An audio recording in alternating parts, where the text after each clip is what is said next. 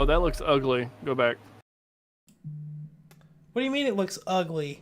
It just, I don't know, it went to shit instantly. Did it? Did it on really? the stream? It looks like a NES game. It looks fine on my end. Maybe it's just your end that's messed up. Never mind. Okay, yeah, it's fine. Okay, sorry. Last minute technical hiccups. What's up? Welcome to episode 47 of Next Gen Newsweek for the week of, what is today? April 29th. So fun fact, next week is our 1 year anniversary of doing the podcast. Woohoo! Woo! And I have statistics for you, and the big one, 69% of you, Nice. This is really far away from my face. Nice.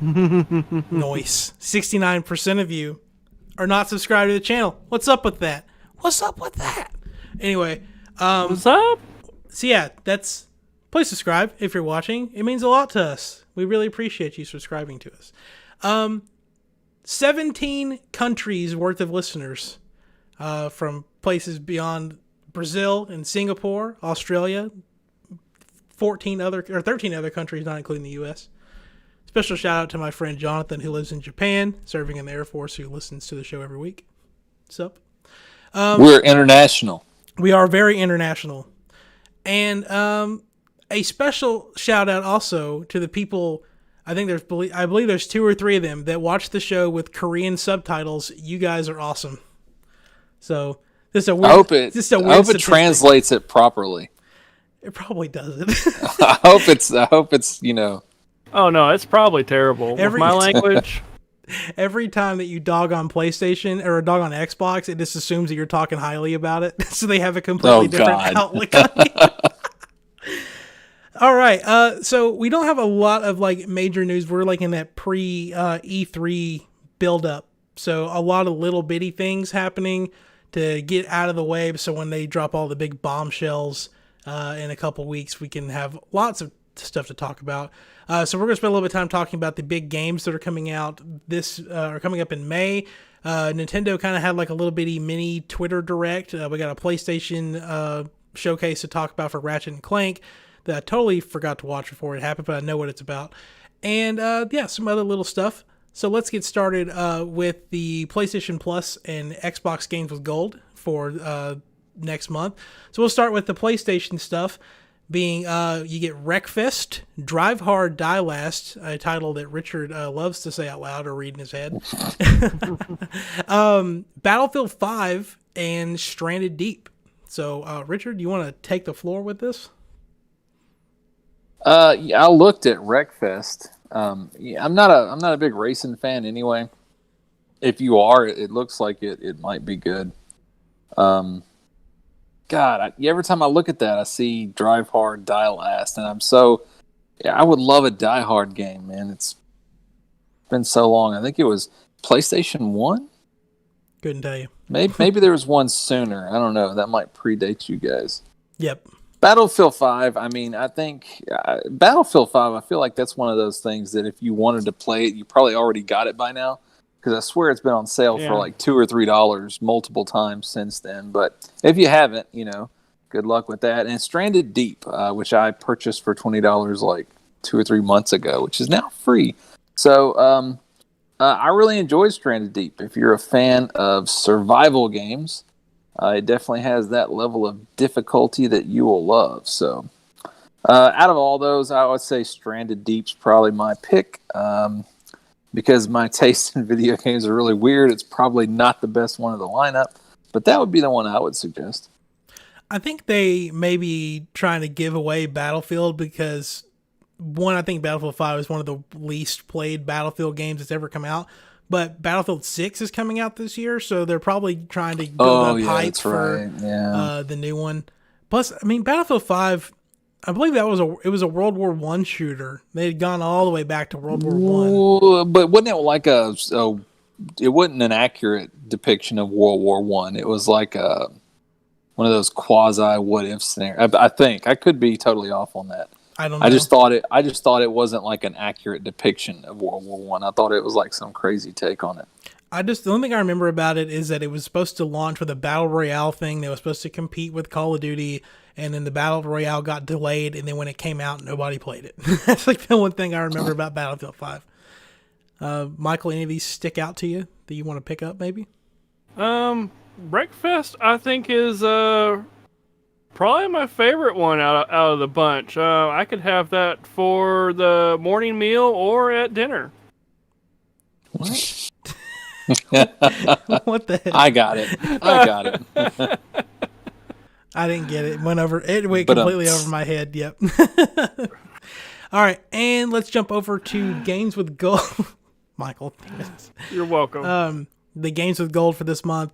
So Xbox does their stuff a little different. So instead of having all of their games available at the beginning of the month, they kind of stagger them out, I guess. So beginning of the month, you get Armello. Never heard of it. May 1st through the 31st. It's badass. Okay. Dungeons 3. Again, that's something I've never heard of before. Available May 16th through June 15th. Lego Batman, May 1st to the 15th, and Tropico 4, May 16th through the 31st. Richard, you want to give us a little spill on Armello? I mean, it's almost like a board game mixed with a card game. It's very strategic. It's got RPG elements. It's kind of like they kind of kit bashed a lot of genres that you wouldn't think together with a really interesting story about animal people. I definitely think the games with gold has a lot more immersive options this year than PlayStation does, especially with Tropico 4. I love being an evil dictator. You know what's funny is that the next thing I was going to say is I feel like that PlayStation kind of knocked it out of the park this month, and Xbox kind of didn't hit the same levels to me, but it's interesting hearing you say otherwise. Yeah, the exact opposite. Yeah, because I never say anything good about Microsoft. I don't know. It just kind of caught me off guard. Because but again, though, I've never heard of Armello and Dungeons before. You can. I've never heard of Dungeons, but you've got. There's a lot of playtime with both Tropico 4 and Armello. So I mean, if you're getting them for free, that's insane value from the amount of hours that you could put into it. Both of them. Yeah. I don't have the numbers for the PlayStation stuff, but just kind of looking at the prices that I've got here for the Xbox stuff, you're looking at about $70, $75 worth of free games that you're getting. I don't know. I mean, Battlefield, like you said, goes for pennies on the dollar at this point. Yeah. But I mean, retail probably still $20, Stranded Deep $20. I don't know how much Wreckfest is. So I don't know. I mean, they kind of even itself out. Sometimes Xbox has, depending on who you're talking to, myself or Richard, has better months than PlayStation and vice versa. So that's interesting that how that ended up this month. All right. Everyone's favorite game to talk about, The Last of Us potentially getting a part 3, not anytime soon, but it is in the works. The producer Neil Druckmann was on a podcast recently where he brought up that The Last of Us has an outline for a story, but they're not planning on making the game anytime soon. Because they're remaking the first one. That's the thing. There is so much The Last of Us content coming here soon that it's like, of course they're going to milk it dry. Like, there's going to be a part 3, whether you hated it or not. Like you said, the remake of the first one, the second. I really hope that's not true. We'll know at E3 probably. I mean, it's too soon. It's stupid. Part 2 has yet. What I'm expecting is going to get a PS5 re-release, kind of like what they did with the first one. It's still waiting on its multiplayer mode to come out because that got delayed out of the box version of the game. They got a TV show coming next year or later this year. And so, yeah, it makes sense for there to be a part 3. The quote from Neil Druckmann says, "I don't know how much I want to reveal, and I did write an outline for the story that we're not making, but I hope one day it can see the light of day that explores a little bit of what happens after The Last of Us Part 2. And I've said, like, all the time that if they're going to do another Last of Us, it does not need to be the Joel, Ellie, Abby story. It needs to be its own thing, completely different, and let this story rest, and it's probably not going to happen." But no, I think it's a twist of fate. They make a book version that people have to read, and Joel's black. I was gonna say, look, no, I don't. Just to twist it. I don't think it'll be a Joel and Ellie story.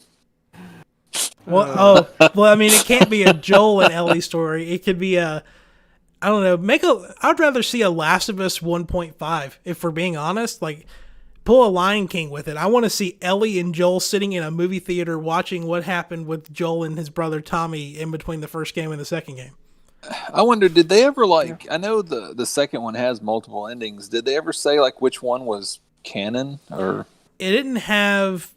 I mean, it had slightly multiple endings, but the main ending is still the same across all the versions. It's just about what characters live until the end of it. So, but the main characters survived to the end of the game. Oh, I thought one of the endings alluded to a person dying and one didn't. I mean, the game's been out long enough. We'll go ahead and talk about it. If you don't want to hear spoilers for The Last of Us Part 2, I would skip ahead a little bit, unless you're watching this live. Oh, Michael's taking his headset off. Does not want to know. Real quick, is he putting it back on? Do you want to know? We can skip and talk about this later. I mean, I was just doing it for y'all. Okay. Oh, okay, gotcha. Okay.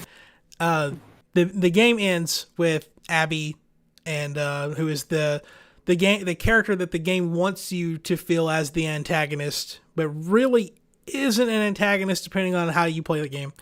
And Ellie getting into a fight on the beach, and Ellie is about to kill Abby, but decides at the last minute to spare her. And Abby is the character that kills Joel at the beginning of the game. See, I thought there was one ending where she drowns her.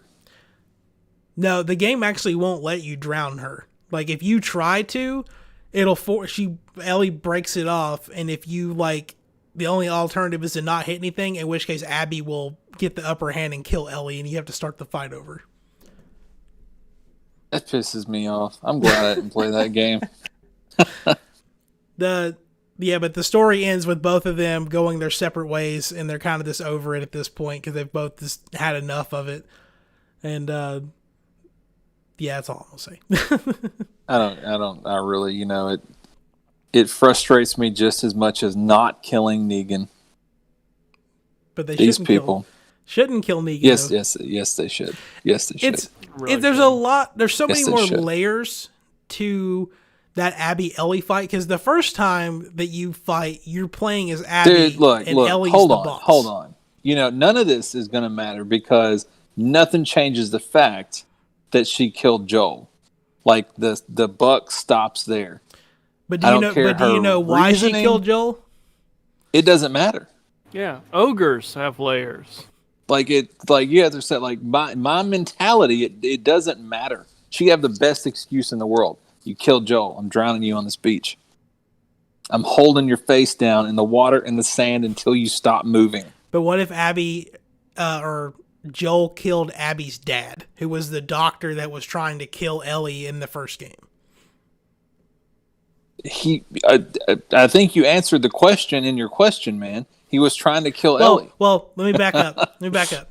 He wasn't trying to kill Ellie for the sake of killing Ellie, but she is the only person in the entire game that is completely immune to the infection. And the only way to make a cure would be to kill her and get stuff out of her brain or whatever. And so she had signed up to do it. She agreed to go do it. And then the doctor, she's on the operating table, and Joel changes his mind and goes in there and kills all the doctors and steals her, takes her away, and tells her that there were other people like her and she was not special and that there was no point in them killing her. Yeah, that's hero material. They should have played that "I Need a Hero" by Pat Benatar. So when he charges in there and starts killing all, I think it's Pat Benatar. It's not Pat Benatar, but is it not Pat Benatar? Who is it? Might as well be now. It's fine. Yeah, it's a very Pat Benatar-like name. Well, anyway, I'm sure we'll have more The Last of Us Part 2 and 3 conversations, especially going into E3, because I'm sure that game is not going to shy away from the conference, so just stay tuned for that. Let's jump over to Richard's favorite franchise, Resident Evil, and talk about Resident Evil Reverse getting delayed into summer 2021, which I'm sure is not really that much of a delay compared to most things nowadays. But I mean, I'm okay with that. I kind of see Resident Evil multiplayer, kind of like Doom multiplayer. I don't think that's okay. Let me put it this way. like Call of Duty has a single player campaign and a multiplayer. And if you play Call of Duty, you play it because of the multiplayer. Mm-hmm. I feel like, and in Doom's got, your single player campaign. It also has multiplayer. But I feel like people play Doom for the single player campaign. Right. I feel the same way about Resident Evil. I think they play for the single player campaign. This multiplayer stuff is just kind of like they can take it or leave it. I don't think this delay is really going to harm anything. I mean, I'm going to check it out, but I don't see myself as being like, I'm not going to devote hours of my life playing Resident Evil multiplayer. I haven't even looked at anything about it. Like, I couldn't tell you anything about Reverse. I mean, it's kind of cool. It's got this cool format where if you die, you turn into a bioweapon, and you can get extra points that don't. It's with the old cliche. The points don't matter. You get points that'll put you on the leaderboard. That doesn't mean anything. But I mean, I guess it's kind of cool because you can go from playing a hero to a villain, and I mean, Resident Evil's got some really crazy ass bioweapons. I love how they call those big monstrosities bioweapons instead of just monsters. Big old. But I mean, it's got some cool aspects to it. I don't see it as one of those like groundbreaking things that they'll be talking about, a year from now. Gotcha. I want to spend a little bit of time talking about Fallout 76 because this, as far as I know, this is the first time the game has gotten like a major update, isn't it? Since it's come out, or am I mistaken? Yeah, you're mistaken. Okay, well, we're talking about the Fallout 76 Locked and Loaded update that just came out that adds the special attributes to the game, or special loadouts. Sorry, I'm going to read the quote because I really don't know what I'm talking about. I mean, it does add things that people have been asking for since the beginning, though. Yeah. The way I understood it when you read it is you have 2 slots to where you can basically respec your character with a completely different loadout. Now you've got to go to certain little, I don't want to call it a vending machine because there are vending machines in game, but there's some little station that you can go to, and you can build it at your own camp, or other players can build it at their camp, and they're also scattered around the world. But you can actually, it's not just changing your loadout, you're actually changing your special skill set. So, let's say you've got, like, when I play Fallout 76, I have a melee-based character. If I wanted to change it up, I can't remember you got to jump through hoops, basically, to respec your character.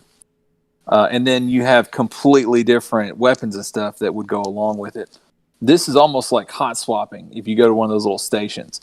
You can build a melee character and you can build like a sniper character, and they can coexist on that same player character. You can just hot swap them basically at those things. So that's really cool. Nice. And then you can also build more than one camp. Nice. I think that's cool. The way I understand it, though, is that they're not... They don't all pop up on the map at one time, though. There's some little function where you choose which one you want to appear. And you can quickly change that if you want to. But you can only, I'll use the term res, you can only res one on a map at a time. Let's say if you have 4, you can only choose whichever one you want. But that's, swappable. So, I mean, it adds a lot of stuff that a lot of people's been asking for. Yeah. Definitely like quality of life. I think that's what they call that. Yep. Yeah, quality of life. But, I mean, and even like gameplay changes. Like, you want to have a sniper build, or you want to, have like a scenic sort of build, or like, you're busy gathering and crafting a bunch of shit. You can have that character build with that base loadout. Like, you can have a build with like the excavator power armor, which like increases your load amount by a huge, margin if you're just trying to go out there and collect materials and stuff. And you could always do that. It's just it was a long, drawn out process. Right. They've made it a lot quicker. The real question... go ahead, sorry. I was about to say, the update that, the first like major update is when they added the NPCs, which I think that's been about a year ago. Yeah. They added NPCs and stuff, because a lot of people complained that it was kind of an empty game, and it was a little bit. There were still NPCs before there was fewer NPCs. Yeah, now there's a lot of them. The trailer that's playing mentioned that this is season 4, so I guess that means this is the 4th major update to the game. So the seasons in Fallout 76, it's like basically it almost looks like a game board, like for a board game. And there's these little spots that as you almost like the season passes on Red Dead Online, where you have to achieve certain goals and unlock special stuff. You can get a special gun or a special skin or something like that. But basically, you only have that season to complete it and get all that bonus stuff before it jumps to the next season. Fall Guys does it. Fortnite does it. Red Dead. And most of the online have these seasons now. But that's what it is in Fallout 76. It basically looks like a board game board, and you just progress the little spaces and it unlocks stuff throughout the season that you'd have to pay with like premium currency, or it could be new stuff.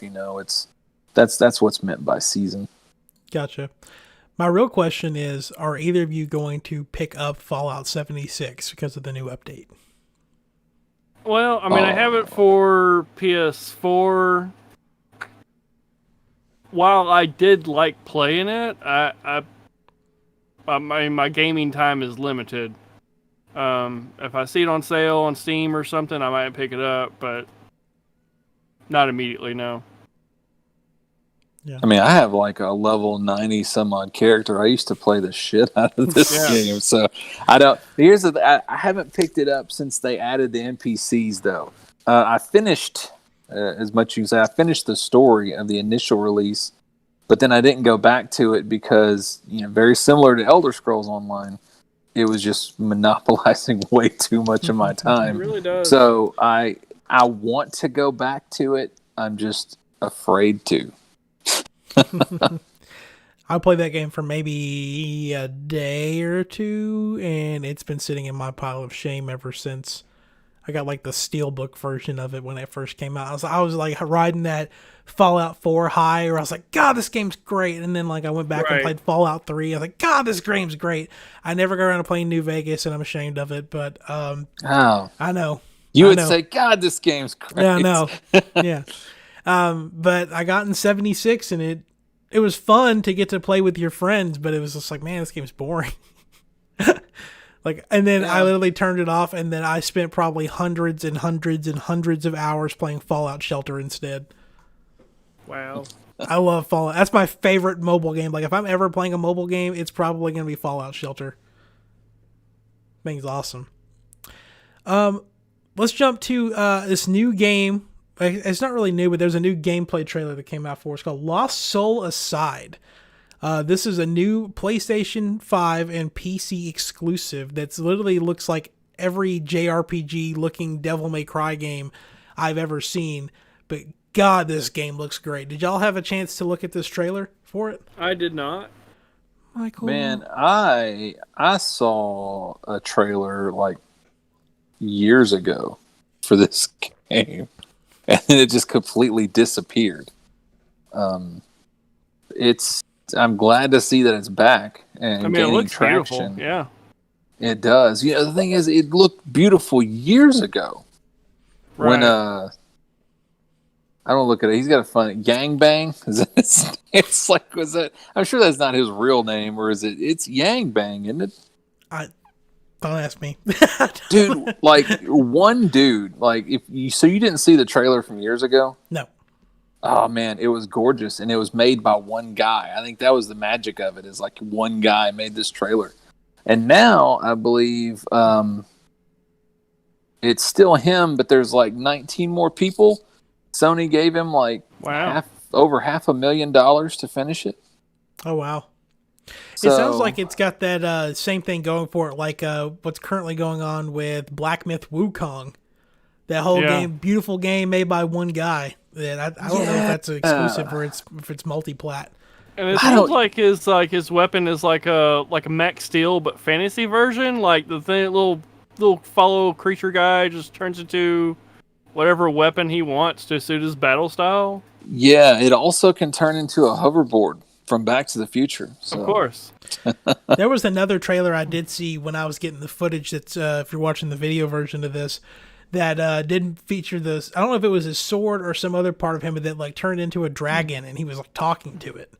So it may be his sword. It followed him around like a familiar. Yeah. It's called a crystal dragon. And yeah, it can be his weapon, it can be a hoverboard, it can be wings. You guys didn't see the first trailer, so I'm kind of. I really thought this game just got announced like last year.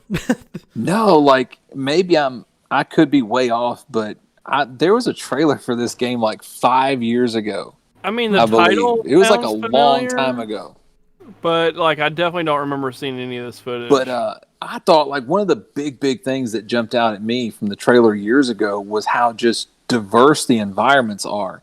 You have like these like Neo Tokyo style like anime landscapes, and then you've got like forests where it's fall, and then you got like snow cover. I mean, just about every type of environment you can think of, you see this guy walking through it, and that's what really drew me into the first trailer. Not just the combat or some of the other stuff, was just how diverse all the environments were. It's like, wow, these are all in one game. Right. You know, if this is open world, that's crazy.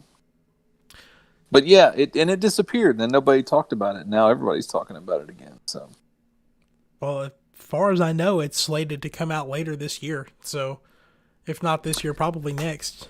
Which it is coming out for PlayStation 5 and PC, but I did read somewhere that it's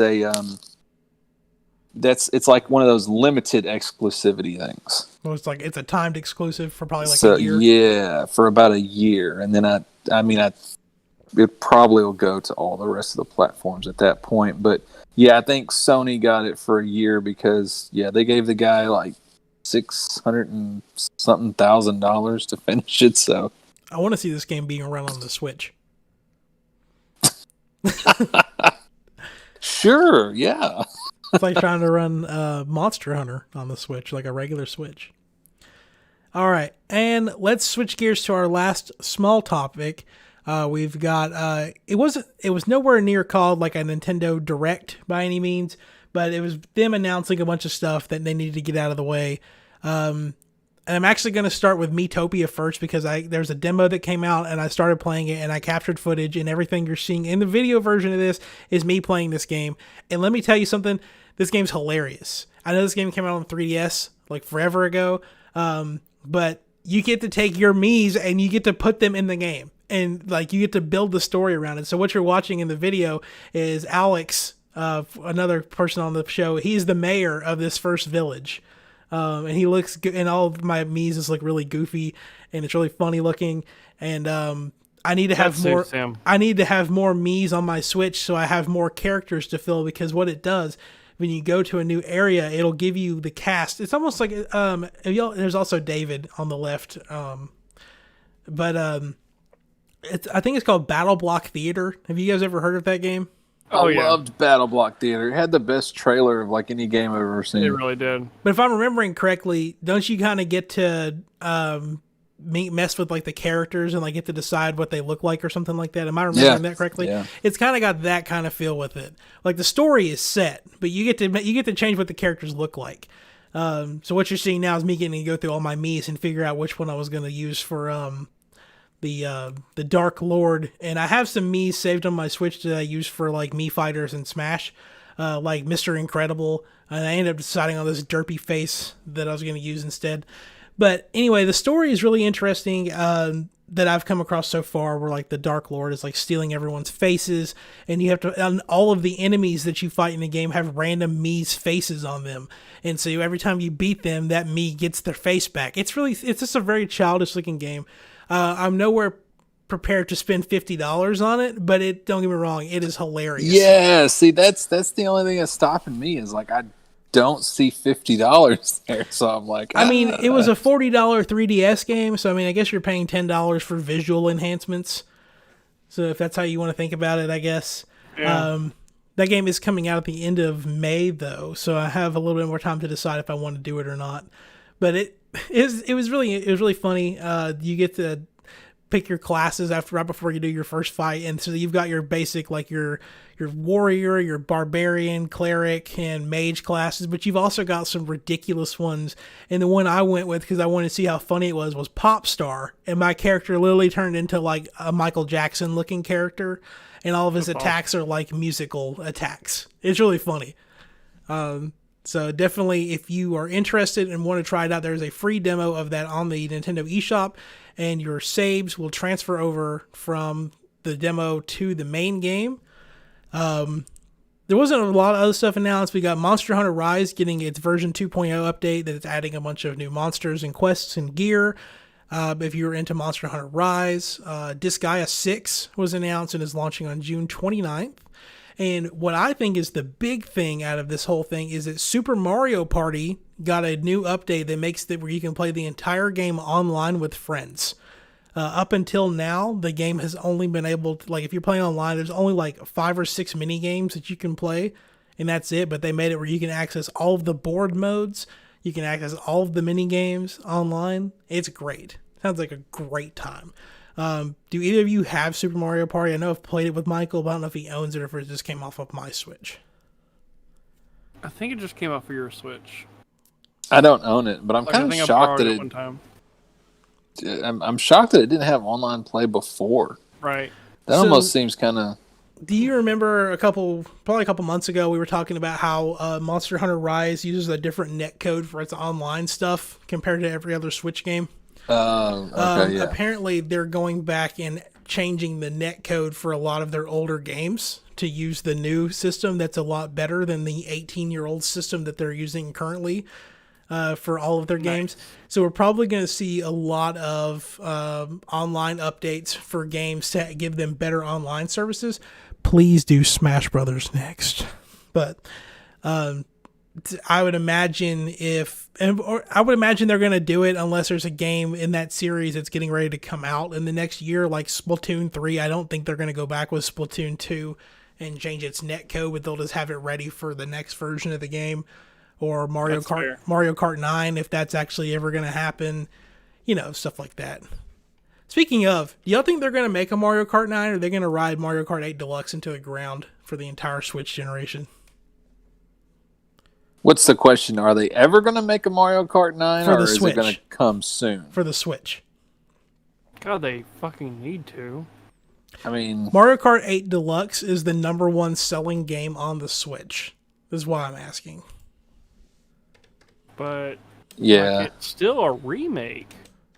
I mean, they'll make a 9. Like, it was the same game with just all the DLC characters combined in it, and I'm like, you're like, why didn't I wait to buy this instead of buying all those DLC characters on the Wii U?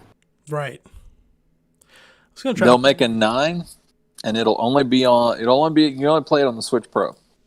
Ooh. Now, what I'm hoping for, they probably won't do it, is I'm hoping there is some cross-play between Splatoon 2 and Splatoon 3. What do you mean cross-play? I know, like you said, like the net codes are probably going to be different, and that's a fair point, and I don't think there will be, but like I would hope for, like, I guess maybe some of the classes or weapons to be compatible, like certain builds would be compatible, Yeah.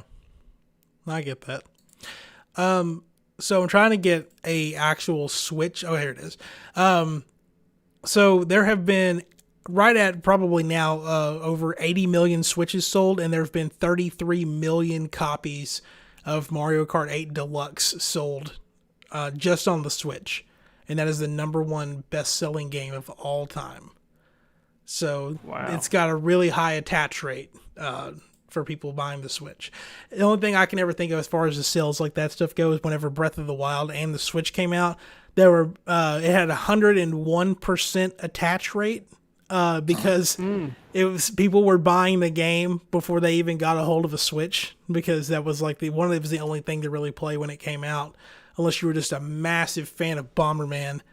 But yeah, it had such a really high attach rate, so I think it's interesting that it's moved over to a remake of a Wii U game that has outsold it. And that seems to be the trend, though. Like, they remake these old Wii U games, and they're just they're outselling the Wii U version because nobody bought a Wii U. Right. So if you want to think of it this way, the Wii U only sold, I want to say, somewhere between 5 and 7 million units across its lifespan. And so Mario Kart 8 has like quintupled its, or at least quadrupled its sales compared to the entire sales of the Wii U. Just a little interesting tidbit there for you. All right, and let's jump to some funny news that popped up when I was gathering stuff for us to talk about this week, and this involves Pokemon Go, and everyone's favorite mobile ARPG. Is that what it's called? An augmented reality role play? Yeah, AARG, whatever. However that's supposed to go. So I have a story, and in the notes I put a story about being a dick to children, and then I also have a story about being a dick to adults as far as Pokemon Go. And both of these come from Kotaku.com. The story about this one headline is called "A Belated Apology to the Child whose Pokemon gem I Stole." And the article pretty much is just about how like this adult was sitting there refilling Pokemon into a gym the entire time this kid was so excited about sitting there and trying to beat a gym, and their dad was watching them and like cheering them on. And so the kid's like throwing everything they got at this gym, and the person that's defending the gym, the writer of the story, was just like sitting behind him and was just throwing more Pokemon into the gym so they couldn't beat it. It's just like, man. This is a little snippet of it. So I put my Snorlax in and watched to see if I would have to defend against another attack. None came. Instead, I watched from my vantage a malevolent spy as the kid's face turned to disappointment. The father figure asked something I couldn't make out, and the child shook their head and got up, leaving the park defeated, and my heart sank. Sure, I had the gym, but was it worth it making a kid feel bad over it? Oh, man. And then, so that was being addicted to children, and then this other one, the headline made me lose it whenever I found this. It says, Pokemon Go player celebrates holding a gem for 1,332 days and immediately loses it to a cheater.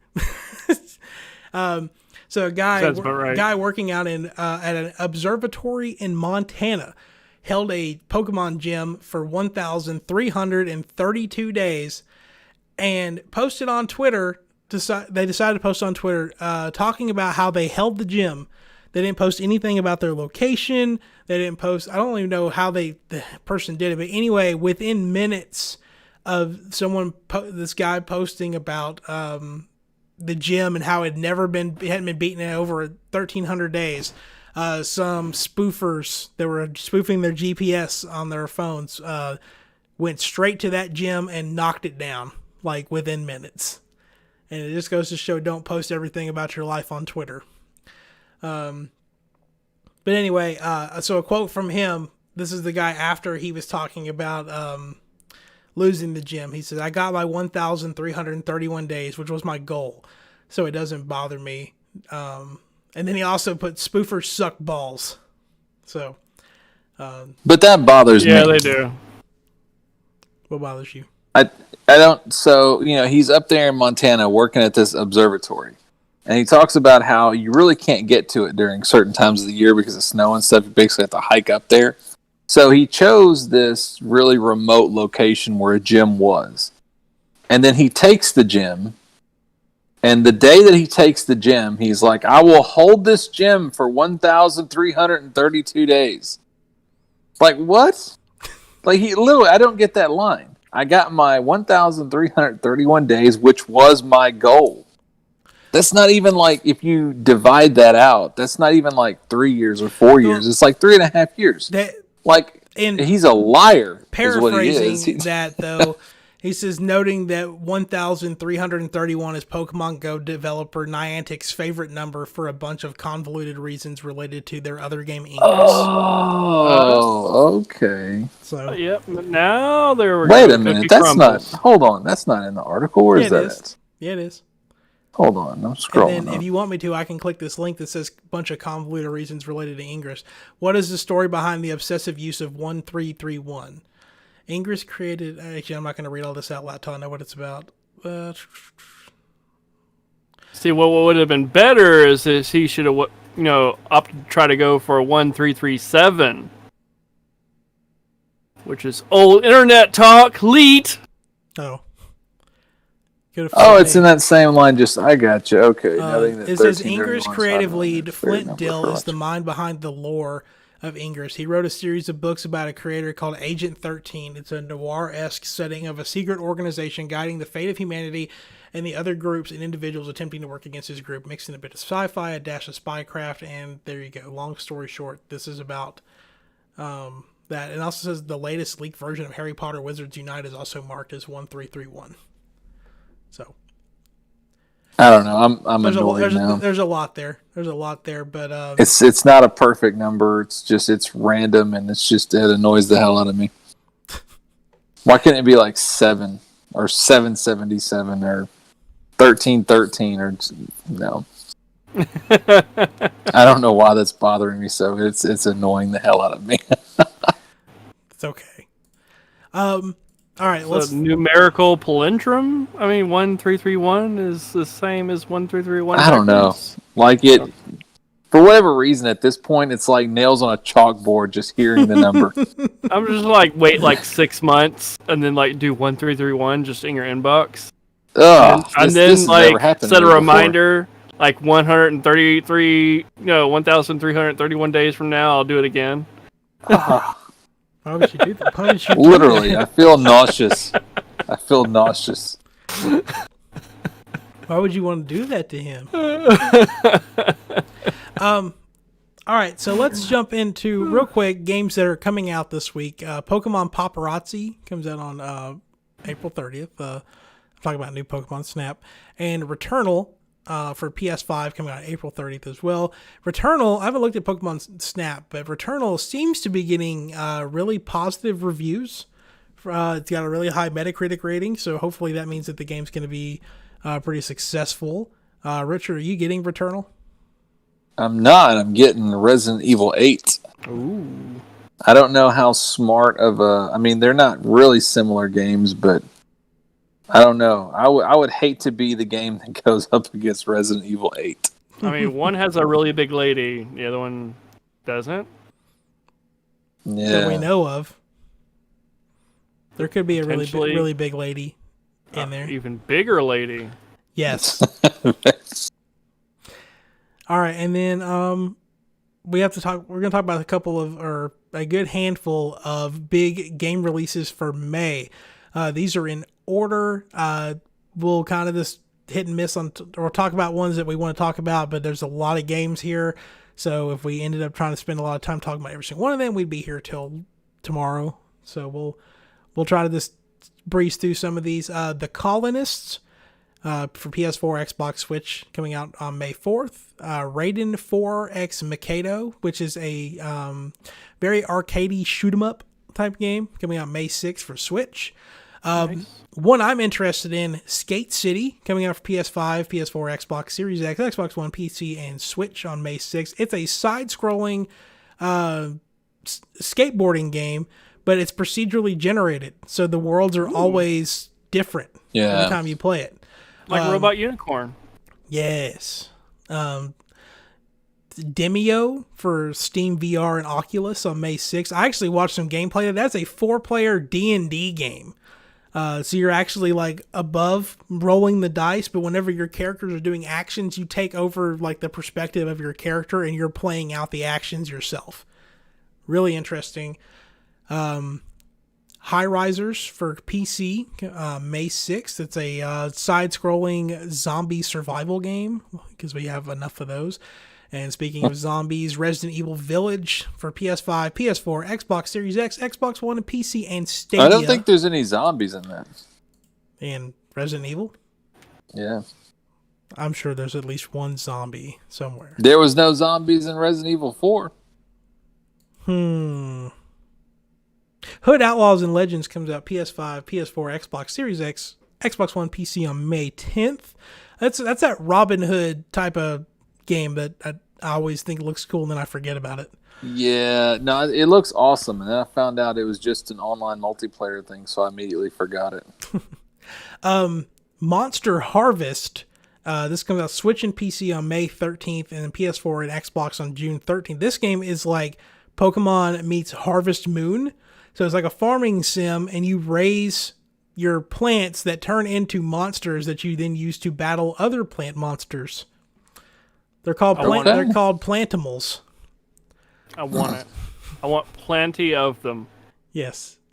Mass Effect Legendary Collection, PS4, Xbox, and PC on May 14th. Are y'all Mass Effect fans?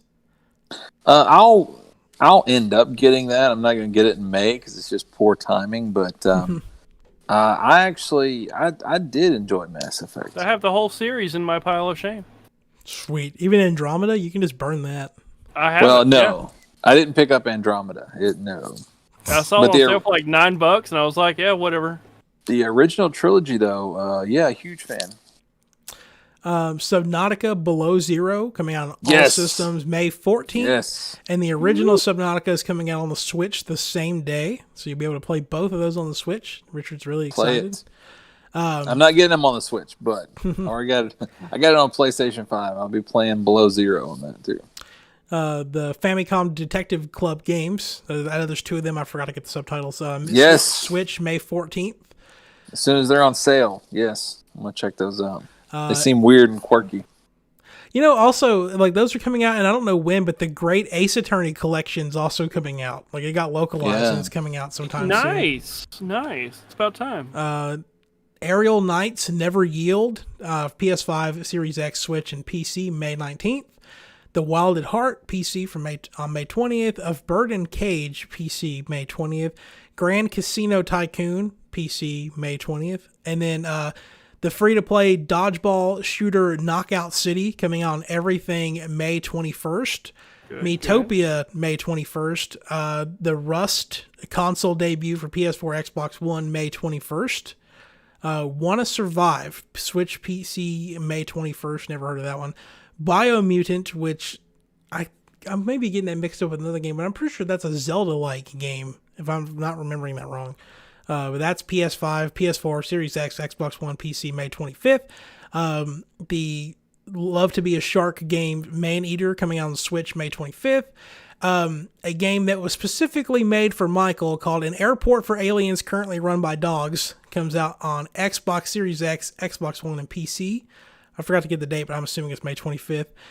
King of Seas, which looks like a knockoff Sea of Thieves, PS4, Xbox, Switch, PC, May 25th. And then just to kind of go through these last ones. Very, Very Valet, Switch, May 25th. Horse Club Adventure, Switch, May 27th. Earth Defense Force, World Brothers, PS4, Switch, PC, May 27th. The Oddworld Collection coming to Switch May 27th.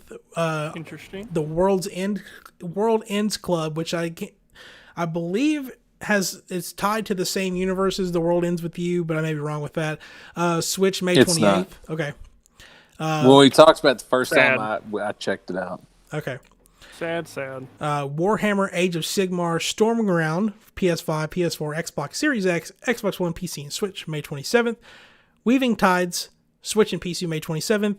And if you listen to me say that a whole year, it's probably 7 years from now. And this game called 7 Years From Now is out now on May 28th for Switch and PC. Whew. Woo. I need a breath. That's a lot of games. And it is a lot of games. It's cool. I mean, there's a lot of games that are not delayed that are coming out. That's exciting. But there's 4 things in the list I'm interested about. I don't understand why the Oddworld Collection is only coming out for the Nintendo Switch. I think it probably already came out. That's what they mean. Yeah, I'm pretty sure it's already out. Like, it's already out on the other stuff. It's just finally coming to Switch. Yeah, that typically seems to be what the case is. I'm gonna pull it up. Oddworld Collection. Here's when you can buy the Oddworld Collection. No, it's only coming to Switch. Oh, very weird. I was about to say I've not seen it on. Yeah, I think it is weird. That is very weird. It comes with Oddworld New and Tasty, Oddworld and Munch's Odyssey, and Oddworld Stranger's Wrath on a single cart. Well, that is a very odd decision. And people thought it was an April Fool's joke, but they weren't kidding. It's being published by Microids. Never heard of them. Yeah. So anyway, that's all the news for this week. So let's talk about what games we're playing. I want to start with Michael. Are you playing anything? Ooh. Well, actually, there is a little bit of news on what I'm playing, because I started up Genshin Impact, and they've introduced a couple of new characters. They've made a few minor map changes, some quality of life things. You can have your own little abode that you can carry with you and summon at any time. Just different stuff. So I started playing that up. And there's plenty for me to explore now again. So if you haven't played it in a while, start it back up. Sweet. And we talked about this last week. The PS5 version is getting ready to come out for that, right? Yeah, soon. But they still haven't added crossplay. It's really stupid. Wait, like PS4 and PS5 cross. Yeah, there's crossplay between PS4 and PS5, but still no crossplay between PlayStation and the other versions. Did the PS5 not already come out? I thought it came out the other day. I don't know when it came out. I can look that up while Richard is telling us what he has been playing this week.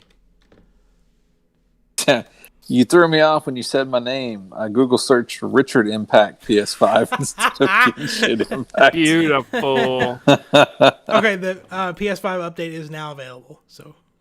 Yeah, I thought so. It took a massive update. Yesterday. Yeah. So what else are you playing, Richard? I got distracted by the first thing that popped up is Richard on Twitter, but that's not me. I am playing Resident Evil 4 because I never played it a decade ago, like I should have. And I've not referenced anything. I'm having a really hard time. I thought I would have an easier time because of my Dark Souls, Bloodborne obsession and being able to platinum those. And I think the problem is those games are so quick. You know, you dodge roll and all this stuff. And in Resident Evil, you play a fleshy tank that moves with the speed. Even when you run, it's not, it's kind of like just a quick kind of pace. And that's kind of it's difficult to get used to that slower speed for some reason. It just feels so much slower than games nowadays. But I'm really enjoying it. I'm in a castle where a midget. I've just discovered that a midget is running everything. His name's like Ramon Salazar. He's a little Hispanic midget with an accent. You mean like a height challenge person? Is midget no longer? Is that offensive now? I mean, midget. I don't know. What's that Discovery show? They call him little people. He's Hispanic, so it's a mojito. Or some people pronounce it mojito. Mojito, a little mojito. I don't know. I thought it was a little kid, man. You walk into this castle and this little kid comes and he's decked out like Napoleon Bonaparte. And he's got these two cultist people on either side of him. And then he starts talking and he's got somewhat of an adult-sounding Hispanic voice, but he's small. He's only like 3 feet tall. I don't know. I figure I'll kill him eventually.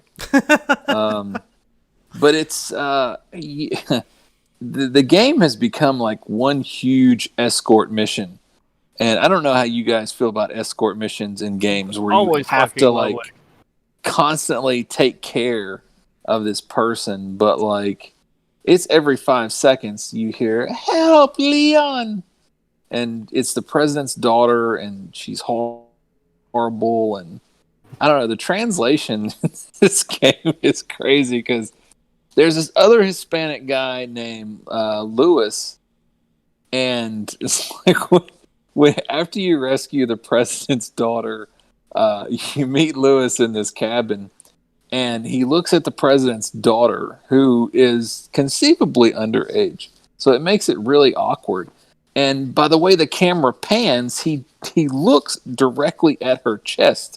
And he's like, it can't be translated properly. At least I hope to God it's not. But he looks at her chest and he's like, I see the president has equipped his daughter with ballistics. That look, Mitch, right there. It's so damn cringy. That can't be what's really said. I don't know what's really said, but I don't know. The guy's awkward as hell. He makes other remarks, and I don't know. The translation feels really weird. Gameplay's fun though. It sounds like I'm bitching about it, but I'm actually enjoying it. There's no zombies. They've got there's these villagers that have eggs in them that will make their heads explode, and these tentacles come out that have hooks on them that will kill you almost immediately. Awesome. And then the cult members actually have like these centipede things that will one-shot you because it's like the top of it just basically rips your head off, and then Leon's dead. Just like every Friday night. It's difficult. I feel like it's more difficult than the first three because those are and more difficult than the seventh one. Those are the ones I've played 1, 2, 3, and 7. This is definitely a lot more challenging, but I'm hoping. I don't know. I feel like I'm close to the end. I could be way off. I'm hoping I'm going to finish it before 8 comes out. That's my goal. So we'll see. Aside from that, I'm still playing Marvel Strike Force on my phone. And God help me, I'm still playing that damn merge game. Ever merge, man. I don't know what the hell's wrong with me. It just sucks you in, man. I get it. It does. It really does. Well, if you want to play anything with me, you could always download Smash Brothers Ultimate. That's where I've been living. On his phone? Come on, Mitch. No. We got a bunch of coworkers to download Smash. So they're like, "Oh, Mitch, let's play Smash together," and not understanding what that means and how I don't have an off switch, and not Do you have an on switch? Yeah, I do. I own Smash. I have it. Yeah. So hop in with all them noobs so I can sit and watch y'all fight to the death because I think they're starting to get sick of me just schooling them every time we play together. But other than that, I got my Call of Duty. I got to get in with everybody. But other than that, I haven't played. Oh, I guess I played the Miitopia demo, but I've already talked about that. So that's nothing new. And I tried playing Fire Emblem Three Houses, but I was too busy playing. It was funny. I was playing Call of Duty on one monitor, waiting for games to start up, and I was playing something else on the other monitor because that's just what I'm at these days with no life.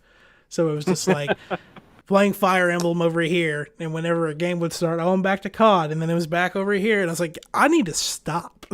Right. Like, take it down a little bit. And then my room got really hot, and I was like, that's a sign it's time for me to go to bed. That's right. That's going to do it for this week. Let's plug some social medias, and we'll get out of here. Some of us got to go to bed soon, like me. But Michael, you want to take it off? Yeah. You want to take it away? So you gotta take it off. One button at a time.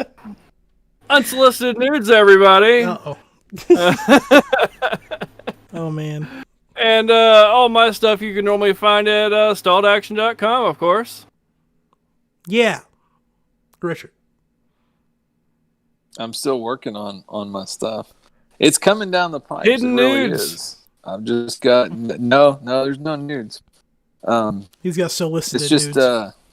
I got so much other stuff going on right now. It's just some of that stuff's kind of taking the back burner, but I have not lost sight of the prize. It will be coming soon. We're officially in spring now, so I'm still hoping for a spring release. We'll see. We'll see. If you want to find me on anything, it's at Meechflow. Been streaming a little bit more, but not like not the same game over and over again. I'm not playing like some story-driven game where I feel like I need to make a series out of it, but I may just get a wild hair to go, I'll stream some COD, or I'll stream some Smash Brothers or something, but nothing like crazy. And of course, you can find me all over the internet, especially on Twitter, where I'm mostly active nowadays, ranting about stuff or posting life progress, fun stuff. Anyway, that's going to be it for this week. Make sure you tune in next week because it is our 1-year anniversary. And God forbid something crazy happens, we're going to try to do some special stuff, so you don't want to miss that. But until then, have a great week. We'll see you again, hopefully on Wednesday like we're supposed to and not on Thursday night. So, but we'll see you then. Have a good week. Bye, everyone. This week's sponsor is brought to you by one of our hosts that isn't here tonight, Steven. He got to graduate today. Yeah. Finally went from whitey tighties to boxer briefs. So good for you. I'm so happy for you, Steven. Y'all have a good night. Oh, wait, real quick. I have a message from Steven I completely forgot about. He actually did graduate from something. I'll let him talk about that if he wants to on the show. But he did tell me today to tell Richard that he has acquired a PS4 Pro. So he is on Team PlayStation now. And one of the first games he's going to be playing is Let It Die. Aw. All right. So nice. Now he's like me and he has a little of everything. So I guess Michael too. So yay! We're on the little of everything. Now just got to get him to start playing Resident Evil. Actually, what happened to him playing Dark Souls on stream? He got past the first boss and then just straight up fucking quit. Sounds like I never even made it that far. I the first enemy, I was like, fuck this game. We don't want to talk about what's been going on with me in Demon Souls, so. Yeah. Oh, yeah, you should stream that. If you watch it, I'll stream it. Anyway, we'll see you